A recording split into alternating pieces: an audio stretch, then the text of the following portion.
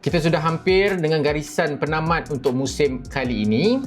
Juaranya kita sudah tahu, sudah semestinya JDT. Persoalannya, siapakah yang bakal menduduki naib juara sekaligus mengisi slot ke Asia? Kita teruskan dengan drama di antara Kuching City dan juga Selangor. Siapa yang bakal memenangi perlumbaan untuk dapat tangga kedua ni? Ini review matchday ke-24 Liga Super Malaysia. Kita mulakan dengan review perlawanan di antara Kuching City bertemu Terengganu terlebih dahulu. Perlawanan berkesudahan 2-1. Keputusan memihak kepada Kuching City. Perlawanan yang aku boleh bagi tahu secara seberingkas sahaja, tapi secara overallnya Kuching City bermain dengan agak baik. Apa yang kita patut highlightnya kat sini adalah mentaliti pasukan Kuching City. Walaupun ketinggalan pada minit awal, tetapi mereka tidak mudah berputus asa. Kemenangan yang penting, secure 3 poin meletakkan mereka berada di tangga kedua buat sementara waktu. Kita cerita pula perlawanan kedua, Selangor bertemu Pulau Pinang.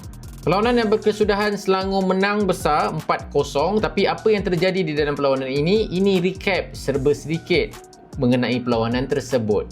Jaringan Moraes pada minit ke-11, set piece rutin yang sangat-sangat menarik pada pasukan Selangor daripada sepakan corner.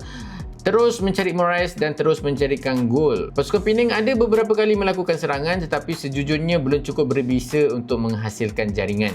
Selangor terus menyerang pada minit ke-15. Hasil lorongan yang baik daripada Faizal Halim mencari Hugo Bomus. Hugo meletakkan Selangor 2-0 di hadapan. Belum sempat lagi pasukan Penang settle down, hadir pula gol yang ketiga hasil daripada Harid Haikal. Tandukan yang sangat-sangat baik daripada pertahanan Selangor ini. Keputusan itu kekal sehingga tamatnya separuh masa pertama. Lepas tu masuk je separuh masa yang kedua. Masih sama, Selangor masih mendominasi permainan. Sehinggalah pada minit ke-62, pemain yang baru sahaja dibawa masuk, Elvin Fortes, menjadikan gol yang sangat-sangat menarik. Hasil sepakan percuma daripada beliau meletakkan Selangor 4-0 di hadapan. Pasukan Penang mencuba juga mencarikan gol pembukaan namun masih gagal dan keputusan penuh Selangor menang bergaya 4-0. Dua keputusan yang sangat-sangat penting untuk kedua-dua pasukan ini, Kuching City dan juga Selangor. So kedudukan semasa, Selangor naik ke tangga kedua.